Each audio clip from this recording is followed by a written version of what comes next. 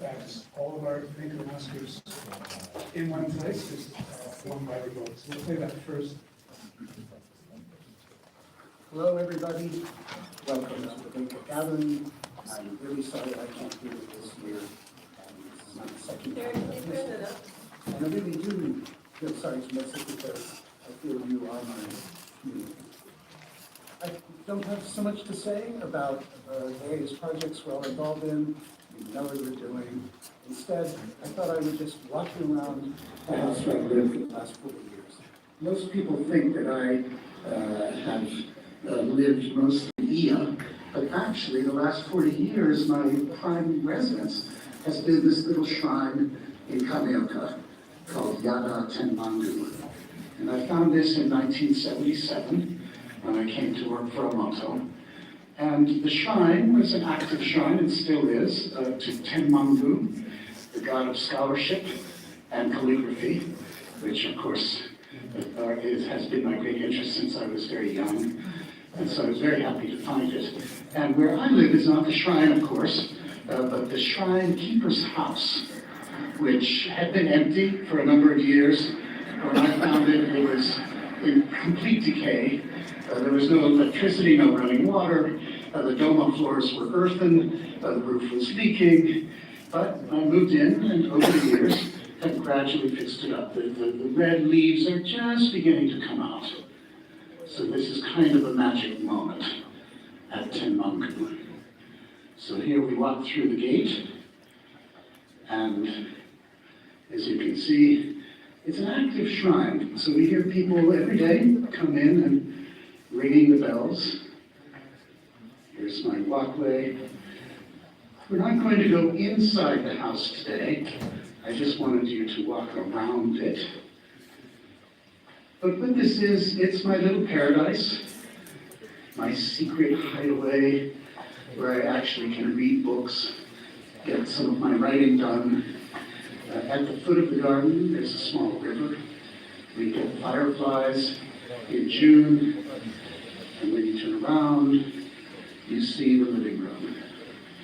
And so this is the little house that I found now close to 50, you hear the bells ringing, close to 50 years ago.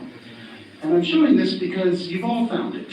This is something either you found or you're looking for, and that's what Japan provides. This is available in this country that we live in. I hope you all get to seek your paradises and enjoy them and learn so much from what this country has to offer. Enjoy the conference, and good luck to you all.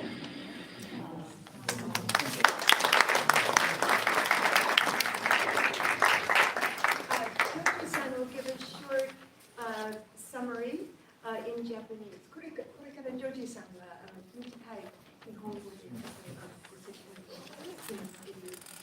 はい、少しビデオについて説明させていただきますが、まずはじめアレックス・カーさんは今回、民家に来れなくて、民家コンに来れなかったことに申し訳ないんですが、私のコミュニティと考えていますので、ちょっと来れないことにすごい悲しいと思っておりますので、今日は動画として少しメッセージを送らせていただきましたということで、こちら先ほど見ていただいたのが、今、アレックス・カーさんが住まれている、神社をレノベーションした家らしく、中で禅のお庭がありながら、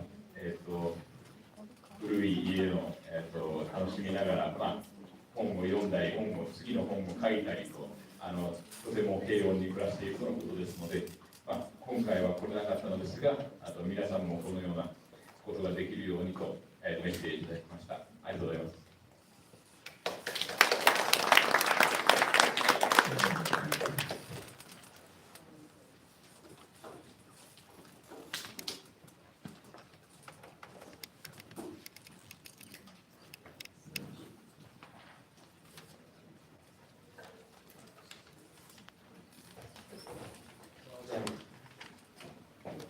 Hello everybody, my name is Miroslav Bakura, just call me Miro.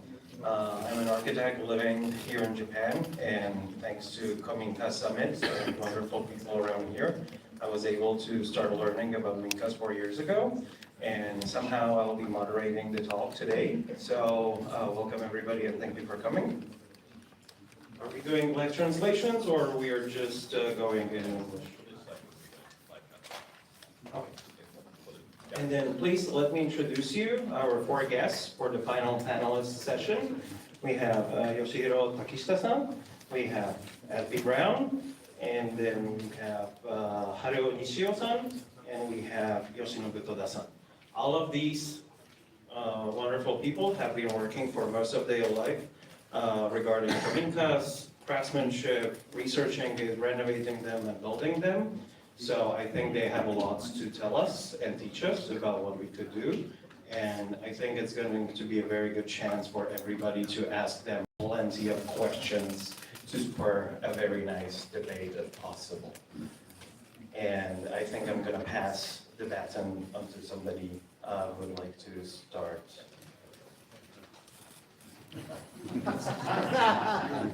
Jump in.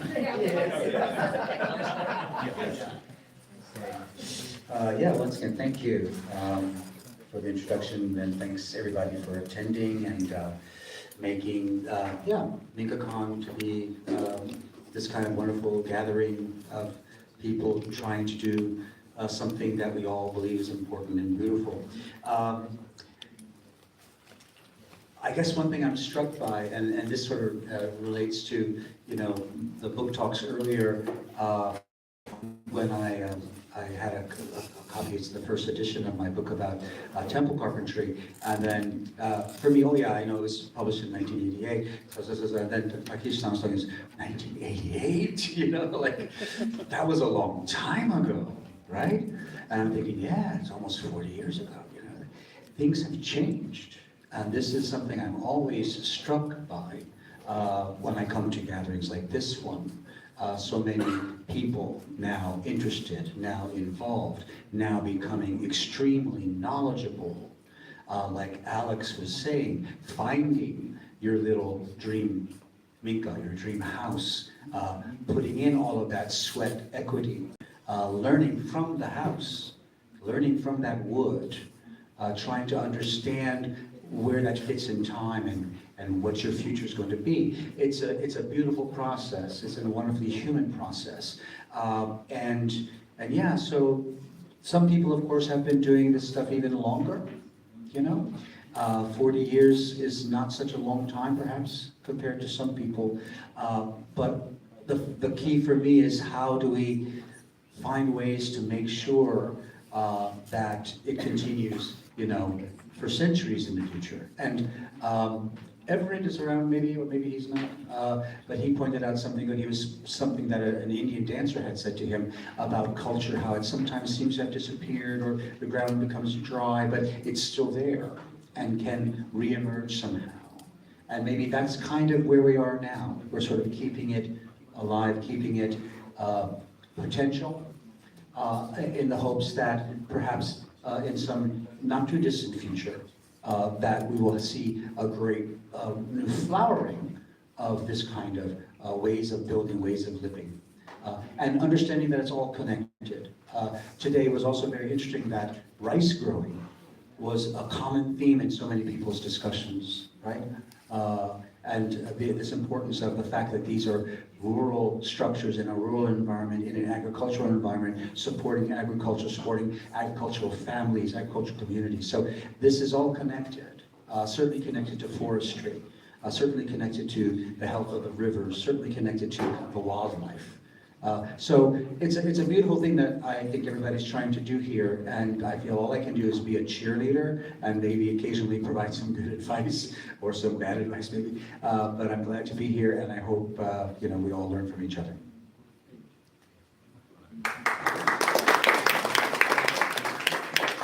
Thank you very much for the start. And then perhaps Takishita-san, would you like to say something? Thank you. Hello everyone, my name is Takishita. I got involved with Minka in 1964.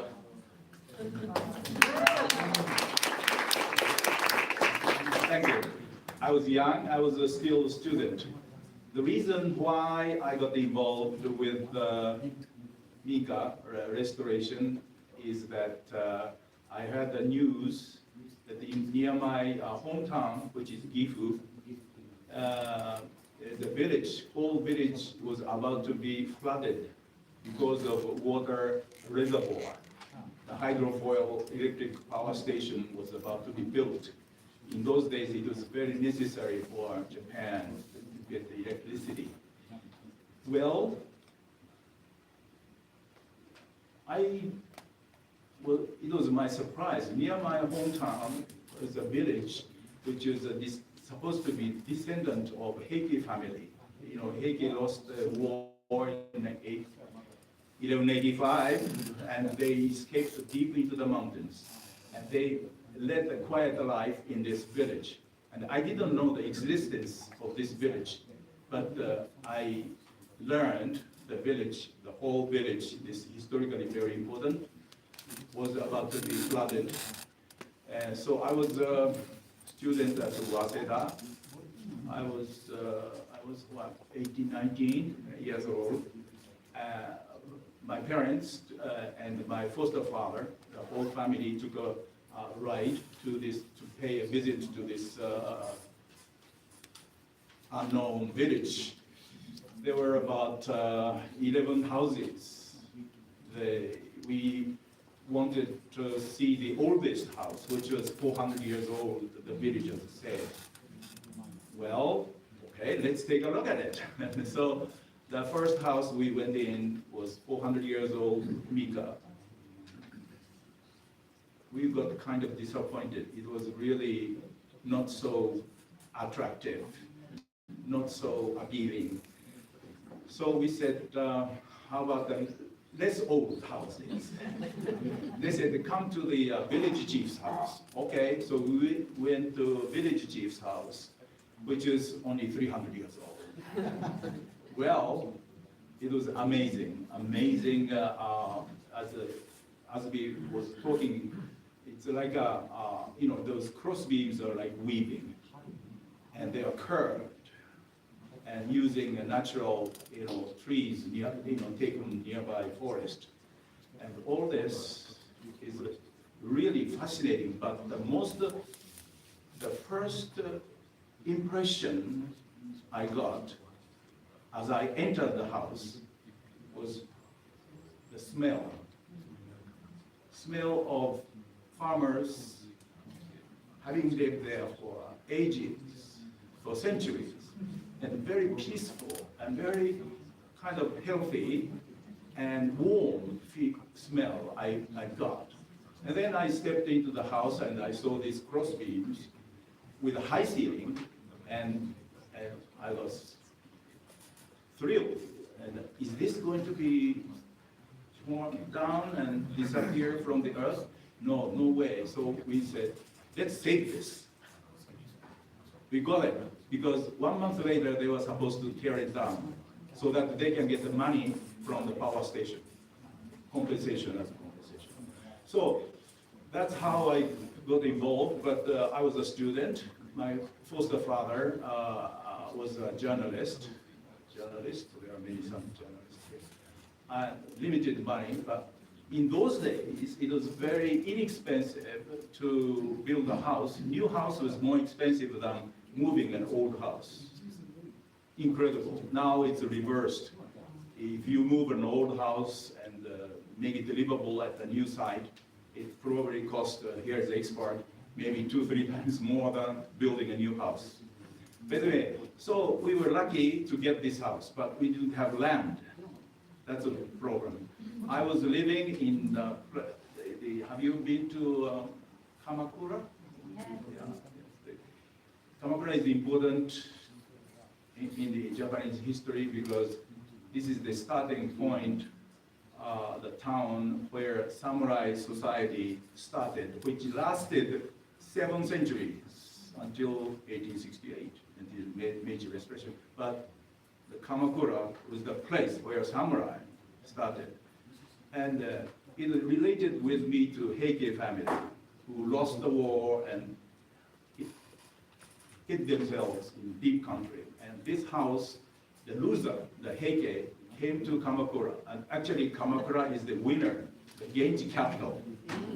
But we were lucky because my father was a journalist and limited the income that we searched for the least expensive land around. Took 1 year and a half. The cheapest piece of land was on the top of a hill overlooking the town. Oh, this is so cheap, so let's get it. We got it. But no electricity, no water, no gas. But my father is very optimistic. He said, let's live on this because we have a view of the grand view and Mount Fuji and the ocean. Land is cheap. Why is it so cheap? No electricity, no water. And he said, well, we collect rain. That's what we can. I said, I was young, okay, let's do that. That's how we started the first, saving the first Minka ever. And I was a student of law, by the way. I wanted to become a very rich lawyer, famous. But the examination of bar is not so, well, it is interesting, but not as interesting as other things, I thought. But first, so instead of taking, so I make it short, sorry, I'm talking too much. I can go on forever. Anyway, so I said, instead of getting a job after graduation, I decided to go around the world, visiting 36 countries. Do you know how I traveled? We were allowed to take out only $200 in those days. In the year I left Japan for Russia, because Russia is the closest, so I took a train all the way across the Siberia and so on and so on. And the rest of the tour, I did hitchhiking. And I have a short hair, but in those days, I had a long hair as a parents' hair. So cut the long story short, the reason I was attracted to save the old farmhouses, that as I was traveling, I really thought about Japan. As I was away from the country of Japan, I thought of Japan, you know, looking at the gorgeous cathedral and fantastic oil paintings in the Louvre, etc., etc. I said, what is Japan? Who I am? So when I returned from this year and a half world tour, I wanted to learn more about Japan. And that was Minka. And it coincided with someone. At that time, I was making a living out of dealing with screens. Do you know Byobu? The paintings, Japanese folding screens. I was buying and I was selling. I was a antique dealer. Then at the time, I was selling a screen. They said, by the way, I started at the attic of Gashozukuri of this very first Minka. And someone said, well, we are interested in your screen, but we are more interested in the Minka. Can you do a house like this for me? So I said, well, maybe I can do that. So I contacted with a master carpenter, and all that was done by a master carpenter. Japanese carpenters are fantastic. I know nothing about the architecture, but I learned from the carpenters and from thatch layers, plasterers, window makers, foundation makers, and all those Japanese traditional craftsmen are fantastic. And the tools they use, going way back to Nara period. We have a drawing back to 13th century. I have a copy of this carpenters working with all the tools, like a chona that he showed, the ads. We used all the carpenters in those days, 1960s. They used the tools which were used in 8th century. It's amazing. In 8th century, Japanese carpentry reached the peak. 8th century. So I got more excited with working with the carpenters and all the craftsmen, including Nishio-san's type of people, and I learned from them. And so that's how I started. Minka, my love for Minka, and so one more thing, I have to finish this. I worked enough, long enough, so I am kind of dreaming of retiring and, like reclusive life, retreat in peace. And that's where I stand now. So I may not be able to offer you a very up-to-date news about technology and the situation of market price and so on. But I agree with his presentation of ranking Minkas, because some people in Japan, they don't know the value of the Minka. Maybe more foreigners have a more, what shall I say, a proper judgment, and which we would like to talk about today. Thank you. Thank you. Thank you very much for a very insightful intro. And because you mentioned all the wonderful carpenters and workers, Nishio-san, ちょっと一言始まりでお願いしてもいいですか?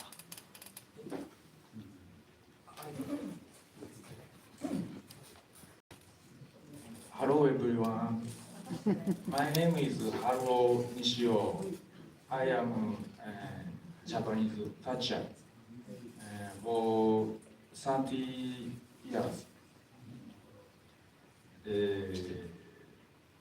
私が30年前かやぶき職人に弟子入りした時、当時60代の職人は日本にたくさんいたんですけど、20代の職人が私入れて全国でたった3人しかいませんでした。Yeah, so when I first started working as a thatcher, initially a lot of the people who did it were in their 60s, and everyone who worked on it were very old, and those were my masters. But in terms of people in my 20s, which I was at the time, including me, there were around 3 people in total that did thatching. その40年の世代のブランクがあったんですけども、実はその世代にも職人いたんですけども、50年前日本が高度成長した時に全員転職しちゃったんですよね。And of course, there were other people who were in their 20s at the time, but there's this 40-year gap between us and the masters. And this is because 50 years earlier, when Japan was going through an economic boom, they all switched jobs to something a little bit more appropriate at the time. ですけど私はクレイジーなので、その仕事にチャレンジすることを決めました。ですけどそれから26歳の時にイギリスに1ヶ月勉強に行く機会があって、イギリスに行ってびっくりしたんですよね。かやぶきたくさんあって、お金持ちのオーナーが大切にしてて、かやぶき職人も若い人いっぱいいて、すごいなと思いました。But even though other people are changing jobs, I'm also a little bit crazy. So I was willing to try and challenge in working in this industry. And one of the big parts of my surprise was actually while I was going to England on an exchange program. I was immensely surprised because at the time, there's thatching roofs all over England. They're everywhere over there. And people take care of them. Wealthy people invest in keeping these houses that way. They're kept and seen as culturally significant buildings still, which was very surprising to me. イギリスは産業革命から260年かけて経済成長したので、ゆっくりとその発展と自分たちの歴史をうまく融合できたんだと思います。けど日本はたった50年で経済成長したので、その背景にはやっぱり過去を否定してしまったんだなと僕は感じました。けど僕は素晴らしい日本人の知恵であるとか技を否定することができなくて頑張ろうと思って頑張ってました。でイギリスに行った時お世話になったクリスさんっていう親方に最後の晩に告白したんですよね。日本に帰ったらこんなことやってるの20代で3人しかいない、こんな仕事で続けていけるかもう不安でしょうがないってクリスさんに言ったんですよね。そしたらクリスは人類最高の技術なんだから自信を持てって言ってくれて、それで私は自分の心配ばっかりしてたけど日本の長い職人の歴史の後継者なんだっていう自覚を持って、日本に帰りました。それから日本全国武者修行にも行って茨城とか岡山とかいろんなところに修行に行っていろんな60代の職人さんから技術を学びました。And while my time at England, I realized that in England, since the time of the Industrial Revolution, they have had 260 years to slowly integrate technology into their traditional lifestyles. They've been able to mix the tradition with the modern. Opposed to that in Japan, where they did this in 50 years, there's a tendency to deny this traditional past of the history and tradition that's been left in Japan. And there's actually a tendency maybe to get rid of the past in some way because things have moved so quickly here. And in that way, at the time when I was in England, I talked to my teacher there, Chris his name was, and confessed to him that no one else is doing this in Japan. Am I doing the right thing? There's only 2 other people other than me doing this in the whole country. And he told me that, at that moment, he told me, have confidence. It's one of the oldest arts in human history. And if you trust the art to persevere, then everything will be okay.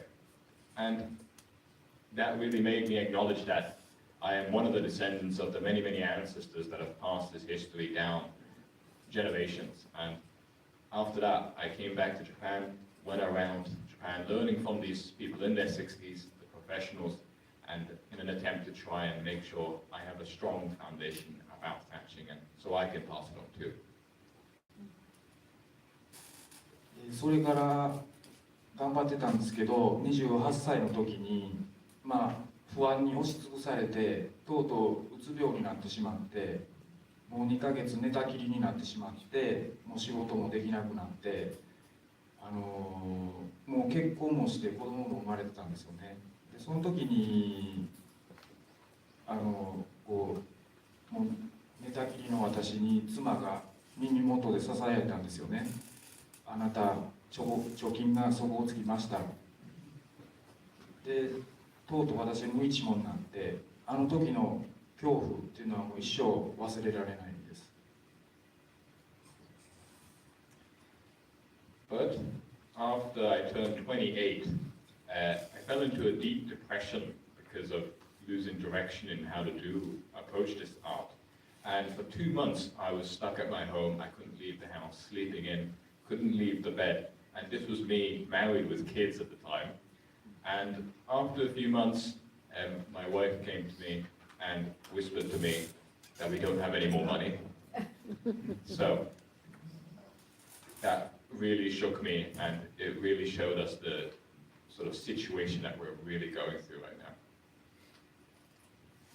それから妻と子供を実家に帰らせて、とにかく実家で食べさせてもらって、僕は重い体を起こしてハローワークに行って就職活動して、それで不動産の会社に営業として入ったんですね。でそれで体はちょっと辛いんですけど、口だけで家を売りました。それで4年間そういう仕事をして、もうその時はもうかやぶきのこと大嫌いだったんですよね。かやぶきのせいで自分はこんなに苦労するんだって思ってたんですけど、人生って本当に無駄がなくてそのおかげでお父さん建築の知識が得られて、かやぶきの一棟貸しという事業を今展開してるんですけども、それができるようになったのはその4年間の、おかげで、4年して体が元気になって、かやぶき職人に復帰をしました。And after this, we actually moved back to Ajika, our home city, and moved into our home. And there, I finally found the courage to go to Hello Work, the job hunting service, to find a job, get a new job somehow. And actually, I was able to land a job as a sales rep for a real estate company at the time. And working there, although my body felt immensely heavy, it was very hard to move, I could talk. So I was able to talk to the guests and talk to the people. And at the time when I was working this, I hated thatching. It wasn't something that I liked. I hated what it done to my life. But with this hate came all this knowledge about real estate, having to do sales, and made me realize that nothing in life is ever wasted. And with this knowledge, I finally realized that I can do services like renting out thatch in houses. And I was able to start this service because I had this knowledge of working at a real estate company, working at this place. And even though it was a very hard time, I'm grateful for that experience now. それから、弟子を3人育てて、今では若い人が職人を目指してくれるんで、かやぶき職人絶滅の危機は出しました。皆さん安心してください。それからかやぶきの家が維持できないっていう相談の方が増えてきて、それからそういう家を買い取りさせてもらって、今はもう7軒も所有しています。また来年3軒買い取る相談をしています。本当自分でクレイジーだなと思います。で、そういった家を皆さんに戸貸しとしてお貸しする事業を今6棟運営してて、ぜひ皆さん宮山町に、かやぶきに泊まりに来ていただきたいです。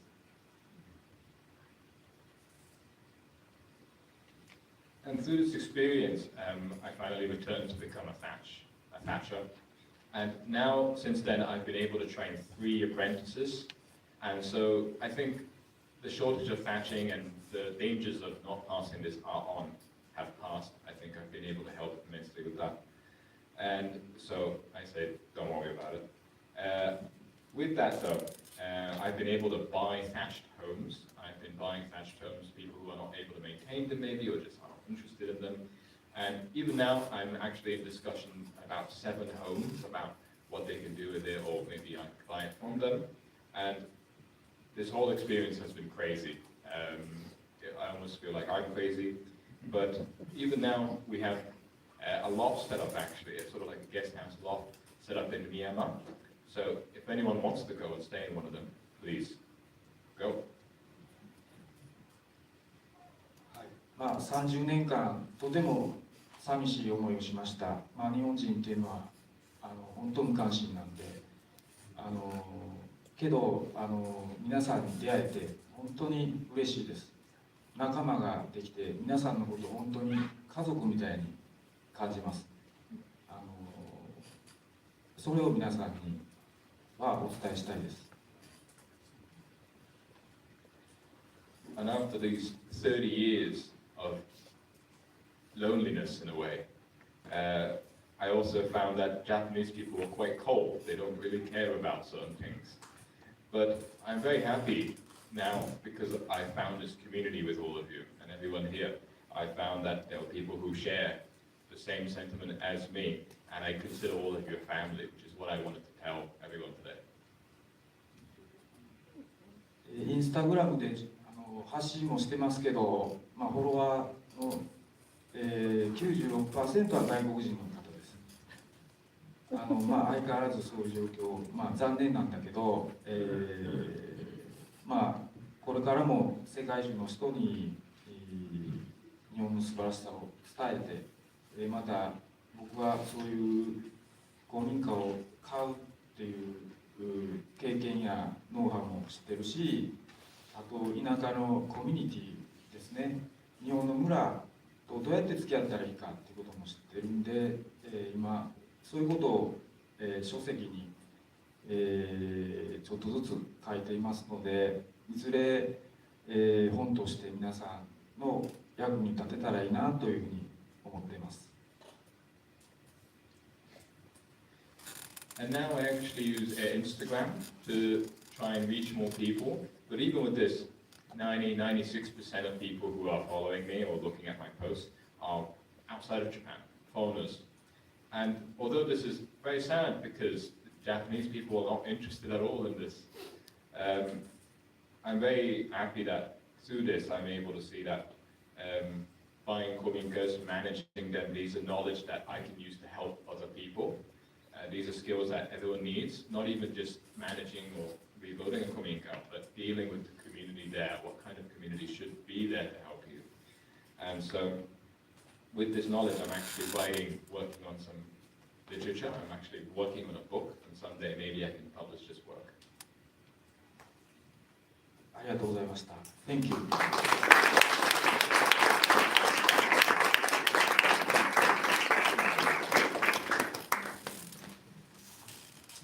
地元のですね、この地元で工務店を営んでいます。戸田工務店の戸田と申します。私がこの伝統工法あるいは古民家に関わりを持ったのがですね、1985年、私が35歳の時、アメリカのジョージア州のジャクソンビルという町があるんです。その郊外にですね、当時紅花ロッキー青木さんという方が紅花を展開しておってですね、非常に私らの憧れの窓でしたんですね、ロッキーさん、青木さんは。でそんな思いがずっと頭に学生時代からあってですね、不思議なものだな、人間っていうのはこうなるんだというもう夢みたいな現実がですね飛び込んできたんです。そこにですね、紅花のようなアジア風のショーの焼肉店を開いてくれ、その設計をですね日本風にやってくれと、そんな依頼が今から何年ですか、40年前に私の元に飛び込んできました。So I actually live here locally. I grew up around here. I'm the head of Toda Komuten. My name is Toda, and I actually got quite interested when I was about 5 years old. When I got interested in this world, and it wasn't to anything directly real estate, but it was actually when related to Jacksonville in America.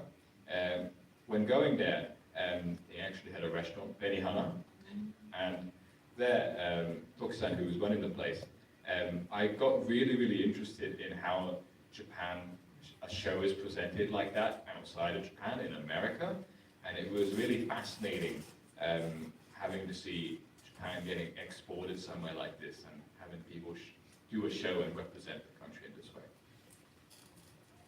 まずですね、私もアメリカは初めての渡米でしたものですから、アメリカが2倍工法、ベニヤの家だというのは知識があったんですけども、軸組みでできるのかなってふと頭に浮かんでですね、オーナーの方に連絡をしたんです。ただもう当時、私のジャクソンビルの小さな村は日本人を見たことないような小さな村でして、リゾート地だったんです。で、いやいや、うちの町の一番技術のある工務店だから何でもできるよというような検討があったんですけども、行ってみて、がっかりといいますか、日本の世にもわからないような工務店だったんですね。And since this was my first time in America, no one really knew that much about me, but also especially even Japanese people. It was a very small local village. Not many people knew anything about Japanese people. They hadn't really seen one. And I actually talked to the owner of one of the houses and looked at how the woodworking is done in the home, and was probably thinking that I had the skills to try and deal, because I can do carpentry. Maybe it's something similar that I can do, but I slowly realized that it's very different from what I'm usually used to doing. ともかく渡米してですね、現地に行かねばならんということで、単身そのジャクソンビルまで行きましてですね、ホテルを1ヶ月貸し切って、そこで図面を描きました。で、その図面をもとに地元の設計事務所に全て図面を渡して、まずこれ日本にまで帰ってきてですね、4ヶ月後にその図面の完成をしたという連絡をもらって現地に戻りました。And with this time in America, I needed to go to Jacksonville, and I thought that I could maybe make, first of all, a building plan for this new home that I was working on, a new plan for it. And I actually booked out a hotel so that we could do this, try and make sure that we could plan this correctly. And at one point I had to go back to Japan, continue making these plans, but I needed to come back and see where this was going to happen and get to know the actual local views of what's happening here. 地元の工務店さんとも打ち合わせをしたんですけども、まるっきりですね、日本のまず文化から工法、材料、庭も設計したんですけど、庭のそういう石とかですね、樹木、木ですね、ほとんど理解していただけなかったんですね。で、それは2週間ほど打ち合わせをして、また日本に帰って工事の中間にまた行ったんですけども、まるっきりイメージが違う家ができておりました。どっちかというとチャイナっぽい感じの家なんですね、アメリカの方がやろうとですね。で、その時に日本の技術、大工とはその感性から始まるんだなというのが分かったんですね。うちの親父らがよく言うんですけど、まず大工に修行に来たら習字、お茶、お花、そういう日本の文化を本来はなんで習字が必要かと思うと、番付を打つんですね。柱に墨でこう墨の字を書くんです。そういうものなんだというのがアメリカに行ってですね、よく当たり前のことなんですけども、よく理解できたんです。これは遺伝子がもう全然 DNA が違うんだから、彼らに説明しても無理だというのが分かりました。はい。And while working on this project, I realized that even though I come and go to America and Japan working on this carpentry project and building project, I realized that the locals don't quite understand what we're trying to do here. It's very different from what they're used to. Everything they try and build, even though the whole designs and everything I worked on was something to have like a garden. It was very important to have material that was maybe used Japanese material. In the garden I wanted to have rocks, trees, everything I wanted to make a little bit more authentic. But when I come back after 2 weeks to go and look at it, everything looks a bit more Chinese style than Japanese style. And slowly I realized that, even as my master once told me, carpenters a lot of the time, they do tea ceremony, they do calligraphy, they do all these traditional Japanese arts. And the reason, especially for calligraphy, is that you have to write into the wood of your name eventually. But these arts were very important and a core of what made Japanese carpentry different from American carpentry.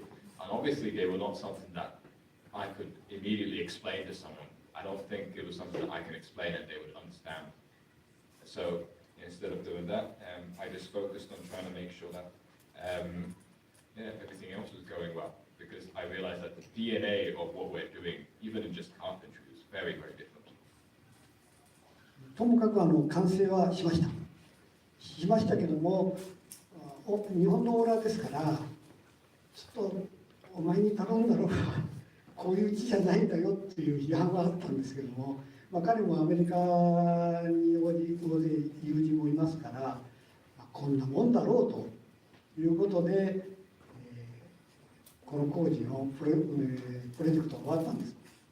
でそれからですね、私が古民家に目覚めたのは、これはすごい技術を持った日本の中学を出たようなですね、こういう教育も中学で終わって高等な教育を受けない棟梁らがすごい技術を持ってで数学の微分や積分ルートとかそういう難しい計算をしなくて差し金1個でですね円周率出しちゃうんですね、大工さんは。でも理屈はわからないんです。そういう大工の、私もちょっと職人を下に見ていましたから、設計の立場からすごく反省をさせられました。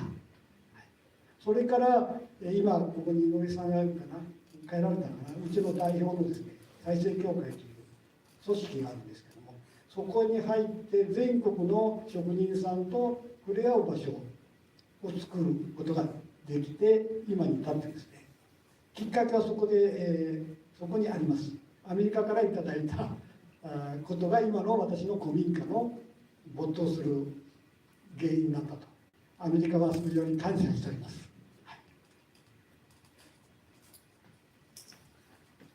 And with this project, we did eventually get it done. Because the owner of the establishment was Japanese, he was initially quite critical of it not being maybe entirely authentic Japanese style. But with the American friends saying, looking at it and they thinking it was Japanese, we thought, what the hell? It's pretty authentic for this country. And I realized that even like people like middle schooler graduates who become carpenters are immensely skilled at, even though they haven't been to high school or university, they're able to do complicated math even they were never formally taught. Like one time, one of these very young carpenters was able to figure out pi just by using measuring equipment, and it was quite a shock. And it was interesting because through this experience, even though I was a planner, I was sort of making the plans of a carpentry project. At the time, I didn't think much of carpenters. I actually looked down on them a little bit.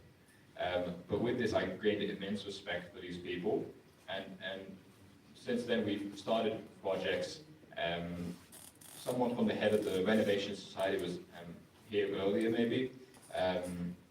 With the Renovation Society, the goal was to build a community of carpenters that could come together and share their knowledge. But what really got me into sort of this area, this type of subject, was this American project, this American inspiration that I worked on. So I'm grateful for that experience.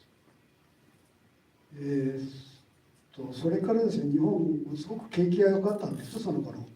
だからアメリカのビジネスをですね、やっていこうとやるよりもですね、日本の仕事でも手一杯だったんですね。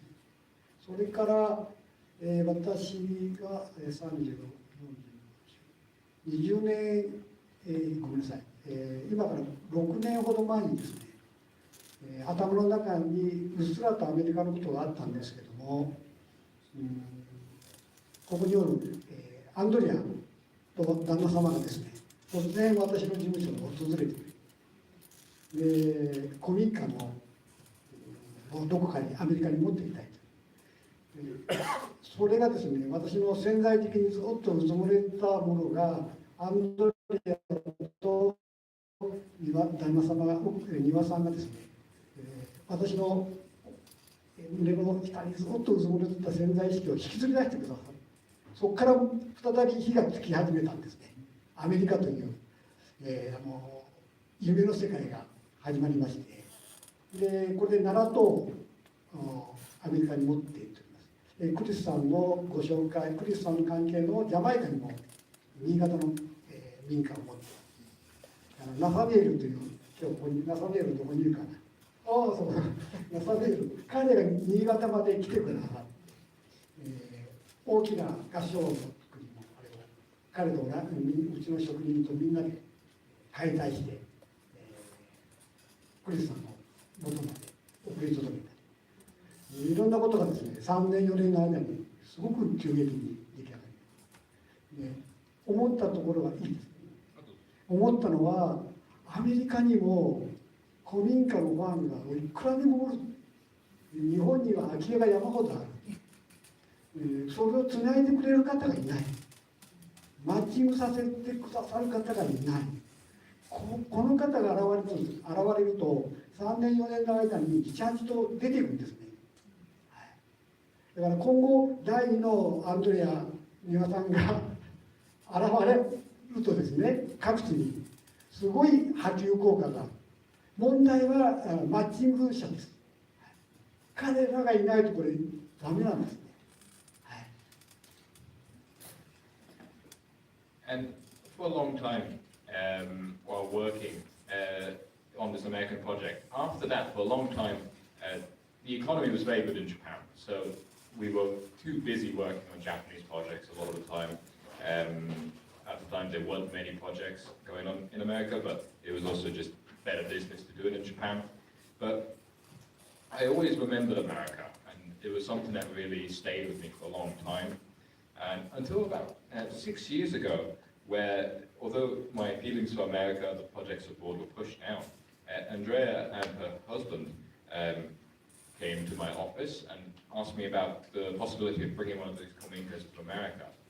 And them coming into my office, talking to me about this, was really, really interesting because it dragged that part of my memory out where I thought about America, but I never really wanted to acknowledge it. And it brought it out of me. And since then, I mean, for a long time, it's been about 7 houses to America now. We've even bought homes from Niigata. Nathan visited this home with us and brought it to Jamaica through Chris's project. And through this, we found that there's lots and lots of akiyas, there's lots of kominkas around the country, but it's the people who match, the people who you match to that brings you to these kominkas. Let them know that these things are out there that were really, really important, because no one really knows these things and no one really tells you where they're easy houses or whatnot. And before you know it, for my case, we've already moved 7 houses to America, massive project that I've already started. And it's really important to have people like Andrea, the people who bring people together, and just these kind of people who match other people up. It reverberates throughout the community. People start meeting more people, and then they can match with the next person. So these are the people that are really important right now. これから本当に皆さんの力を借りて、アメリカと日本の古民家の流通の橋渡しをしてくださる役割をしてくださると非常にありがたいと思っています。今後ともよろしくお願いいたします。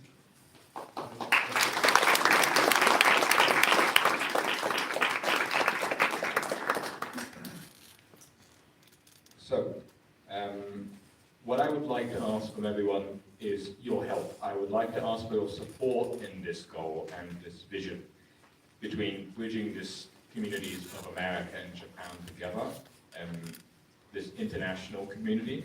I hope to work with everyone, and I hope everyone can work with us to make this community stronger and tie them closer together. So, yoroshiku onegaishimasu.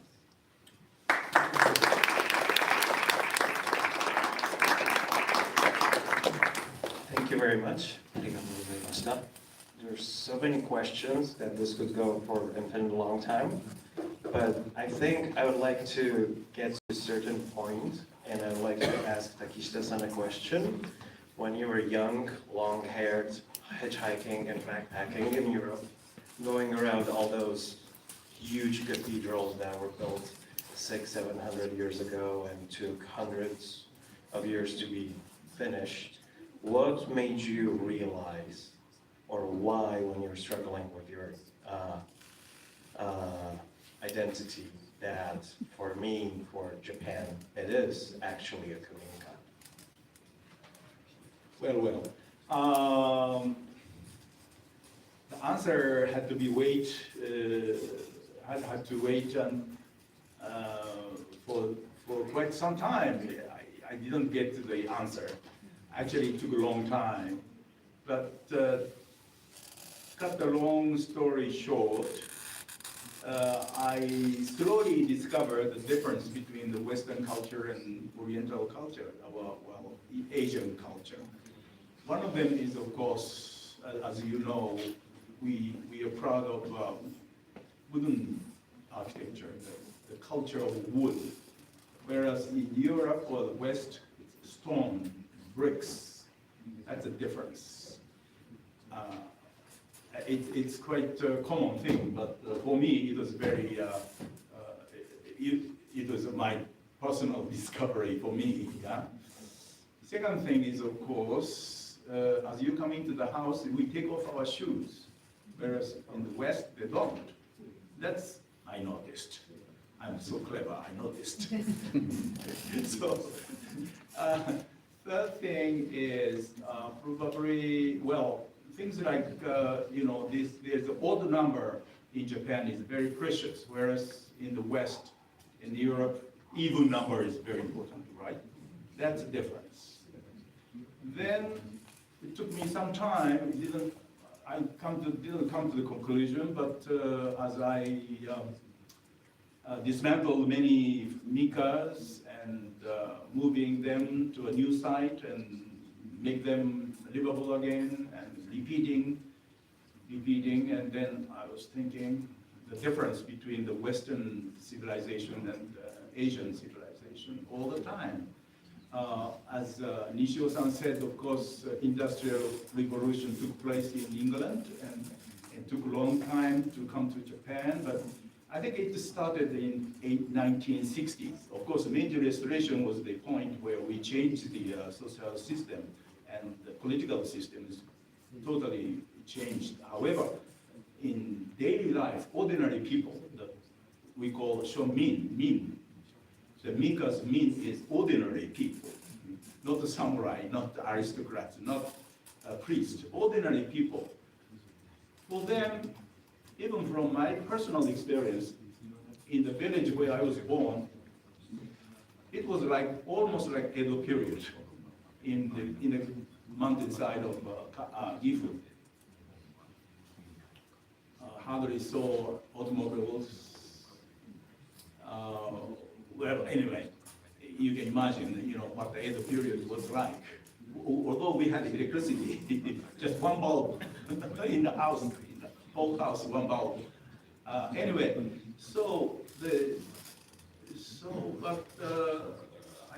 it took a long time for me I was trying to analyze the difference between Japanese farmhouse and Western farmhouses. Yeah? And this fantastic thing I've discovered is climate. Climate is a lot to do with it. In Japan, we call it the fudo, the wind and earth, the climate. Because Japan is hot and cold and humid. So the architecture, we have post and beam structure, whereas in Europe, they have wall structure, which makes sense because it is interesting for me to know the difference. If you go into Minka, there are practically no walls. It's all, the wind comes from the south to the north, east to the west, whereas in Europe, windows are tiny and normally vertical, whereas in Japan it's horizontal, very wide open, because it's humid, naturally. So this kind of, I think that the Japanese climate made Minka. And it took a long time. As Azby-san said, it goes way back to Jobon era, which is 15,000 years ago. So it's an accumulation of living knowledge that made Minka. And the Minka architecture was completed in 18th century only. Although we had the Minka in 1,000 years ago, 1,000 years ago. So, but as an architecture, I think ordinary people, the normal people, so-called shomin, we call it shomin, ordinary people got the benefit out of this great architectural technology was during Edo period. And that made me to think the difference between Europe and Japan. In Europe, sorry to say, but they have constantly wars. Every 30 years they had trouble with different countries. Whereas, well, here is Czechoslovakia. On my trip, I've been to his country, Praha. I loved Praha, and I went up to the capital. And you walk through the town, every street, every shop, they play beautiful classic music in those days. It was very touching. Anyway, the point I'm trying to say is that in Europe, there are so many wars, whereas Japan was an isolated island in the Far Eastern, ocean. So we had a very little conflict with the foreign countries. So therefore, we don't need big war. The house can be opened. When I was young in my village, we never locked the house because it's so safe. Nobody, there was no thief, no burglar, no enemies, no war.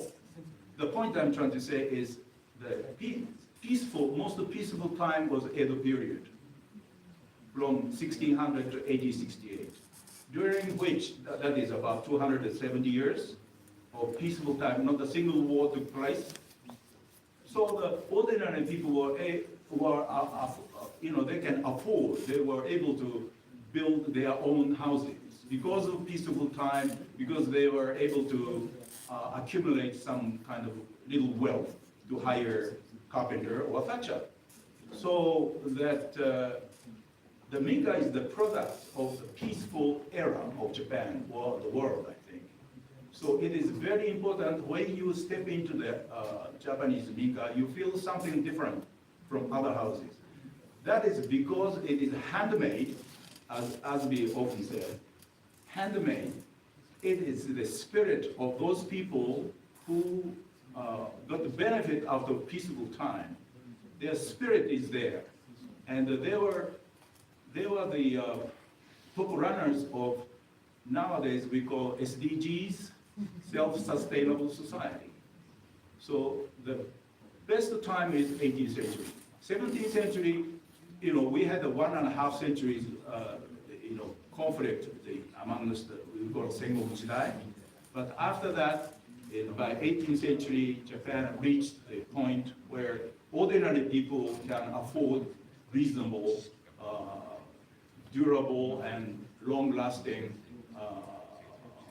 Minka houses. So therefore, it's not the ordinary Minka. It is a very special Minka for Egypt in the world, I think. And as often many people said, they speak to you.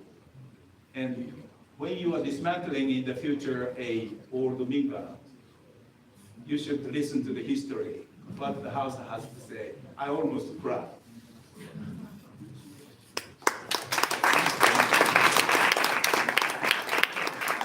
Thank you very much for a very interesting take on the history of the Minka and how they came to be. And with that in mind, I would like to ask Nishio-san a question. What do you think would happen to Japanese society if your craft would go extinct when you were not doing your job and honor to people who are doing thatched work quite as well?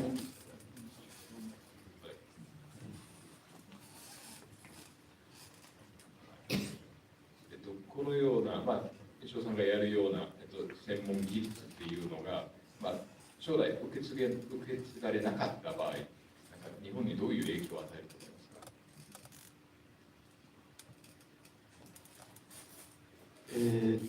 と思い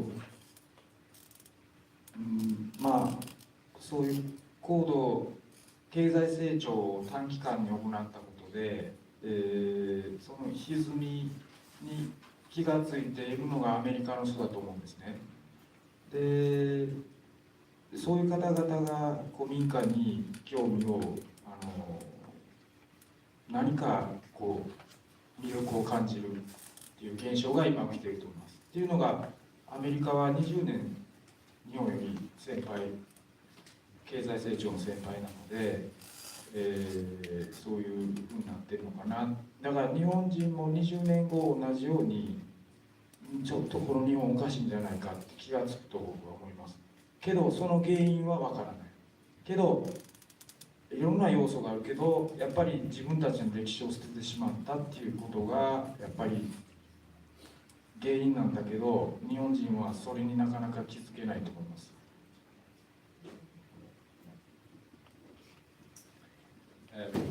So to answer the question, yes, because of the Industrial Revolution that took place, it has definitely changed Japan, changed the whole world, and I think America right now is noticing this chasm created between the history, the tradition, and the modern, what is contemporary.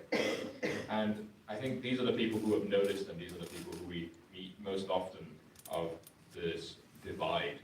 And since America is sort of 20 years ahead of Japan in terms of Industrial Revolution, I think Japan will realize in 20 years, people will start to realize that Japan is no exception. There is this gap in society in Japan too.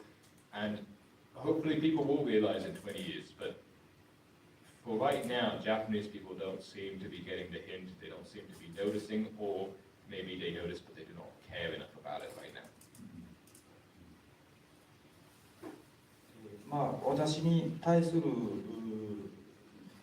今現代人の質問でも最も多いのが、かやぶきのいいところは何ですかっていう質問なんですね。でそういう時に僕なんて答えるかっていうと Nothing 何もないって言うんです。本当なんですね。そのかやぶきのいいところは何ですかっていうその質問の根本には、家は人のためにあるっていう現代人の考え方があるんです。けど僕古民家に7年ぐらい住んで分かったんですね。住んでてなんか違和感感じるんですよ。なんか自分がいてはいけないような感覚で、僕は結論として古民家と言われるものは人間のために作ったものじゃないっていうことに僕は気づきました。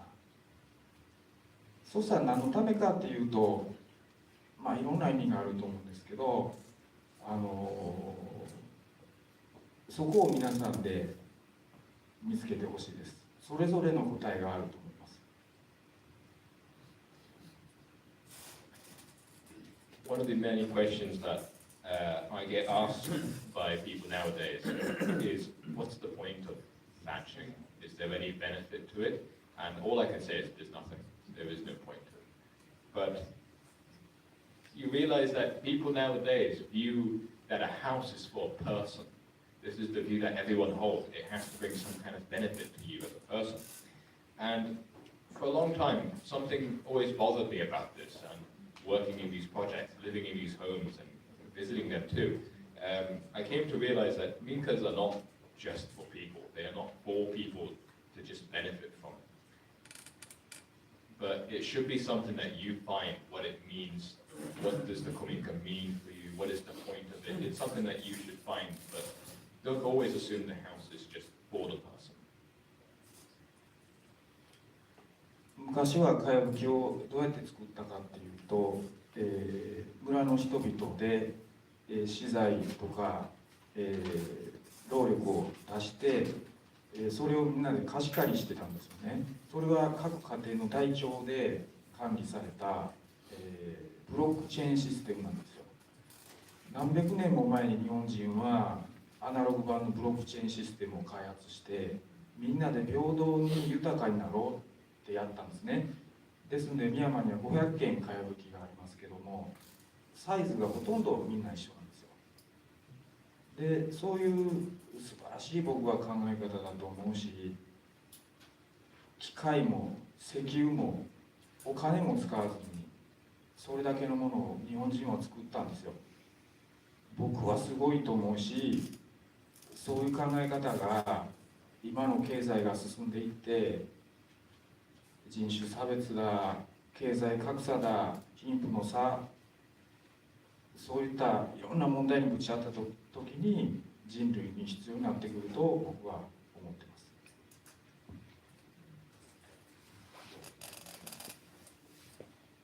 And with these thatching techniques, I know from experience that thatching is something that's done by the community, done by the people in the village. They come together, they share their resources, maybe you bought from them, maybe they bought from you. This is the exchange that happens. And I think that this blockchain, this original blockchain that they've created at the time is fascinating, because if you go to these countrysides, especially in Miyama, where I'm from, when you look at these lots of old Kominka homes, they are all pretty much the same size. They were built exactly the same size, take up the same space. It's impressive, and I think this is sort of the mindset that people are missing right now. It's building these homes without any money, oil, machines to help you do it. This was something before that. And I think when we talk about modern problems like racism, class inequality and such, these are things that really relate to something core at what was different now and then. ありがとうございます。Azby, what do you think we could do with this indifference of Japanese people not caring about Kominkas? And after that, we should jump into everybody's questions. Yeah, I'll try to be brief and just acknowledge that this indifference that you described was one of the most shocking things for me when I first came to Japan, after having spent years studying and learning about it, and then coming to Japan and realizing that almost nobody wanted to live in an old house. Coming from New Orleans in the US, where everybody wants to live in an old house. So this is very, very different. I think we keep coming back towards education and making it possible for people, when they're very young, even in elementary school age, to experience something real, the kind of reality that Minka embodies. Real materials, a certain quality of wood, a quality of other materials used in the building, a quality of space, a quality of thought, but most importantly, the quality of care that goes into it. We're surrounded by things that people have made for us to use, and the people who make them don't care. And it's hard for us to care as well. So I think education is one of the keys. That includes, of course, educating craftspeople, and it's one of these things I would hope to hear from Nishio-san and Toda-san is, how is it now? How is your situation for deshi, for training? More people coming, or fewer people coming? Or people coming, but they can't do it? You know, this is a big problem. The last thing is, it's clear to me, and this has been a motivation in my work since I've been here, is Japan responds to interest from outside. And I think we all see this. This is what this community is. You know, people who've come from the outside to treasure and prize and somehow allow these Minka to continue in usable life. When time and again, when Japanese people see that non-Japanese love something, whether it's ramen or it's Minka or whatever it could be, then suddenly they look at it again. Then with renewed eyes and say, well, maybe there really is something here. So this is a role that I try to embrace, to use whatever platforms I have to demonstrate to people in Japan, especially kind of decision maker people, that this stuff is very important, not just to Japanese, but to people all over the world. So there's no simple answer, but education, which means experience, finding people willing to become trainees and craftspeople, and then shaping opinion using platforms from outside of Japan. Thank you very much. Thanks to everybody here and you masters, I came to one realization that Japanese people have no idea what they're gonna lose the moment the Kominkas, thatch roofs, kawaras, shoji, sliding doors vanish from this country. because as an architect, I believe we are who we are based on the environment we grew up at. It's unconsciously written in us, and we behave because of that. That forms the culture, it forms the language, and vice versa. So everything is nicely connected. Yeah, we're shaped by the environment as much as we shape the environment. True. So, who'd like to ask a question? Is there another microphone? Yeah. Catch. You go around and Hello. We're talking today a lot about preservation of the structure, and I'm coming from the craftsman's role myself as a carpenter. The recent year, I've been exploring this topic a lot, and I found another big problem that is coming up from my side that I see is that there's two sides. One side is preserving the structure, and second side is bringing life back to these locations. And that is the core of they're being left behind, right? So the people go away, and how you guys see that maybe your way of sustainable way to get people back to these locations. So one is like residency where people are just living, but there can be more ways. I would like to.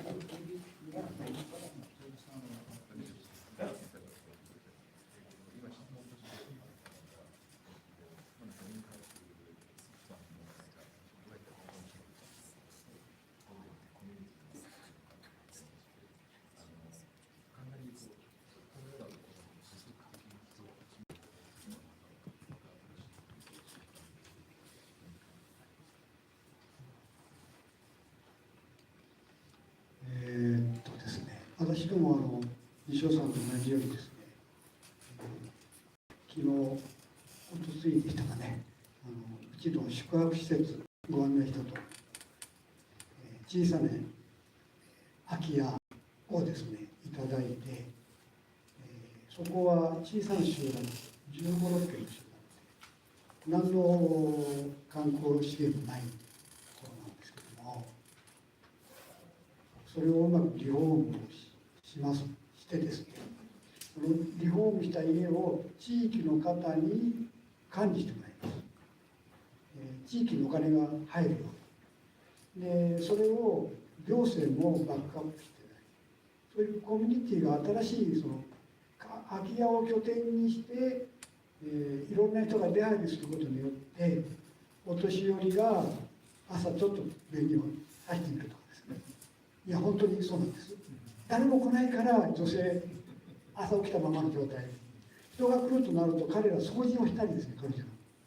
あれ、こんな服を着物着てとか、そういう、なんて言いますかね、刺激が出てきます。で、古民家にはそういうすごい力を持って、体力があると思います。不思議なものなんですね。お年寄りがどんどん若くなっている。古民家はそれだけの力があるような。ちょっと質問がそんなのでいいのかな。Yes, so to answer your question, try to answer it. About a day or two ago, we did a whole thing where we showed one of the guest houses, one of the places you could stay at that we were working on that we renovated. There was only about 15, 16 homes there. There was not much there in terms of tourism. We reformed it. One of the things that we did is that we have the locals manage it. So it's something that that helps with maybe the money a little bit, and they're able to manage it as a community. And I feel Akia brings new people in. Just having new people in a funny way, makes the older people in the community want to look nice in front of these guests now. And they start cleaning the streets or cleaning their home a little bit to look a little bit more presentable. And they bring out their old kimonos to look a little bit fancier maybe. And it brings the youth out of these old people again, these old communities at the time. And yeah, with these people, I think these Akia, these Kominkas have that source of energy to bring new people and bring life back into these communities.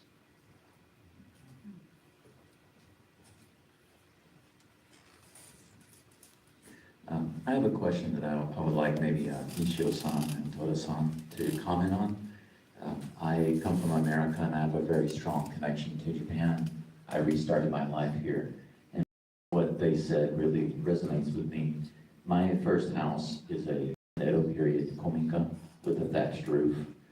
It was covered with metal, but I often think about taking the metal off and restoring it to its former look. But the very first day I saw that house, before I bought it, there was a large butsudan in one of the rooms. And I have to say that being in Hiroshima in particular, and to see what was hanging on the wall that was left by the family was humbling to me. They had former soldiers in the war. Very emotional for me to talk about, actually, but that struck me very deep, and I felt a strong responsibility to the house and to honor the heritage of not just that, but the land and the people who live there. I would like to know, what is it about today's Japanese society that causes people to not have that sort of deep connection to these properties?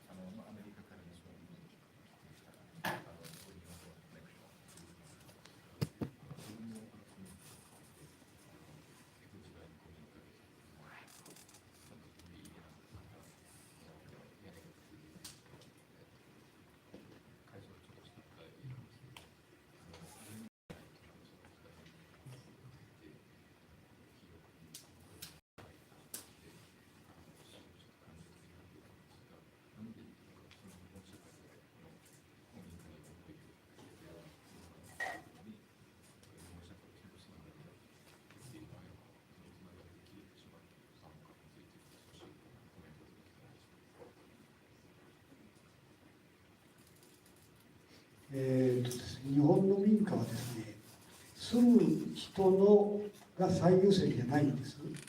先祖を祀る仏壇を中心にですね、仏壇はただの箱なんですけども、そこに、なんていうんですかね、先祖を祀り始めるとですね、その仏壇を中心に生活が始まります。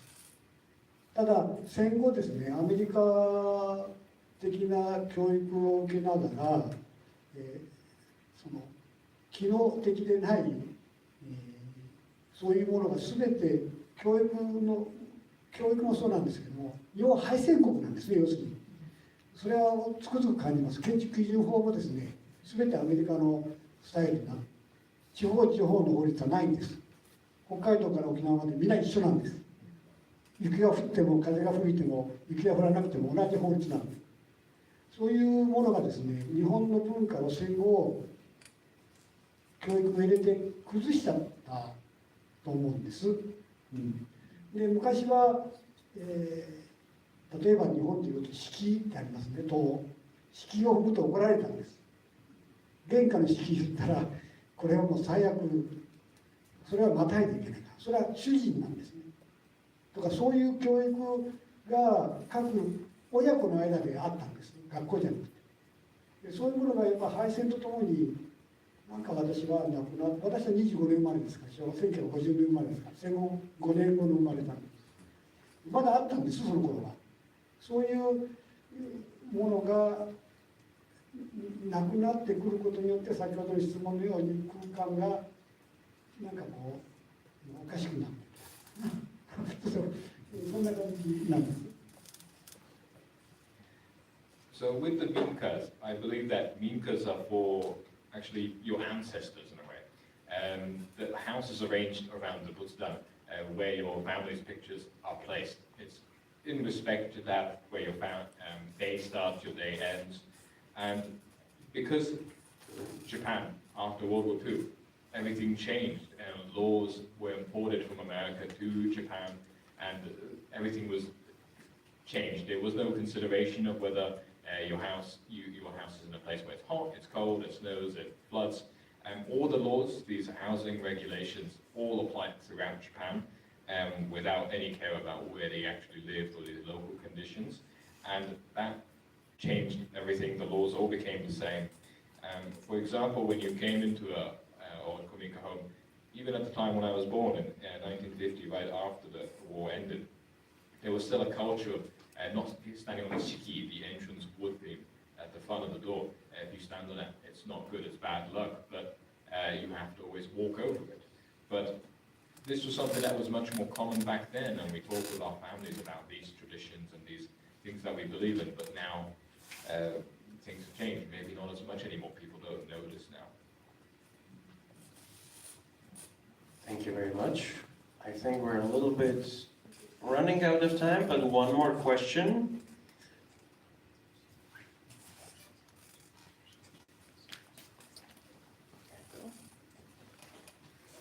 Hi, thank you very much for being here and having this talk.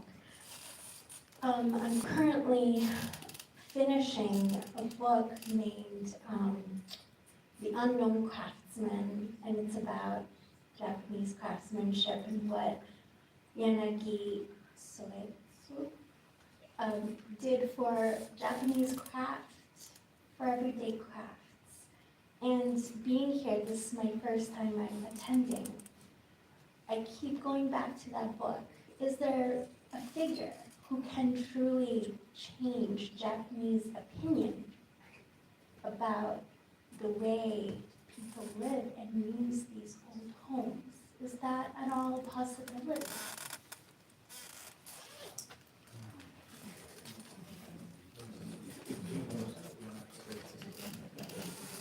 Well, it happened to be that I was given the job to restore Yanagi Soetsu's own house about 20 years ago. He's the one who wrote the book that you are reading, Unknown Craftsman. And as a student, when I was young, I liked it.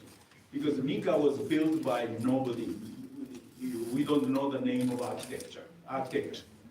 And we don't know the name of the, sometimes the owner.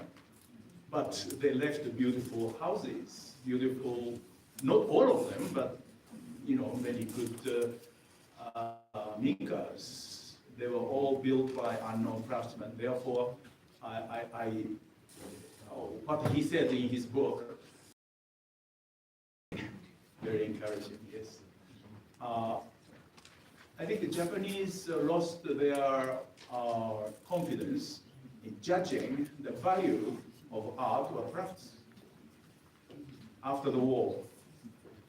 If some of those paintings or crafts are in the textbook and with the names, very important, very precious. But if there's no name, unknown painter, maybe there's a name but never heard of, they think it's worthless. This is a big problem for Japanese current day. Each Japanese doesn't have his or her own sense of value, the sense of beauty. We should change this trend. We should go back to the World War II, where each individual had his or her own confidence in finding the beauty in paintings or craftsmen or architecture. But now, only the famous people are supposed to be very expensive and most important. Maybe that's my answer to you. Please.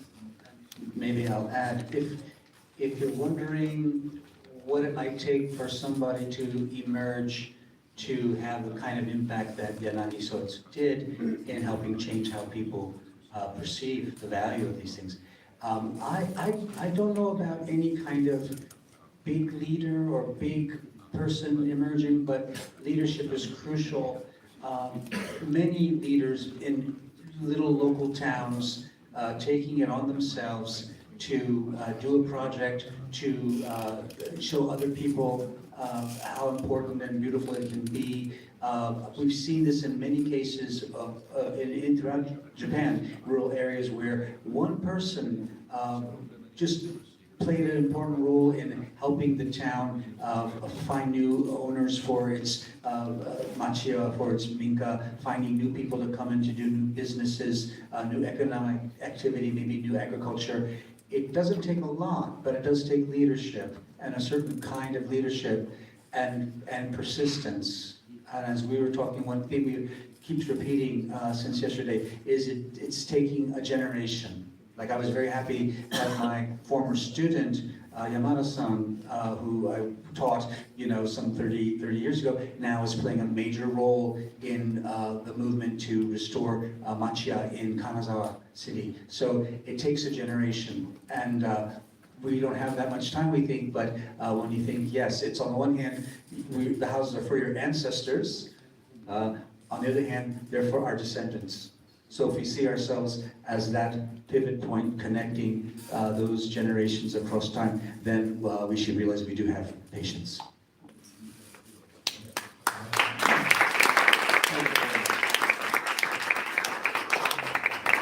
Warren, you should say some closing words. Well, first, let me say thank you to our masters of Minka.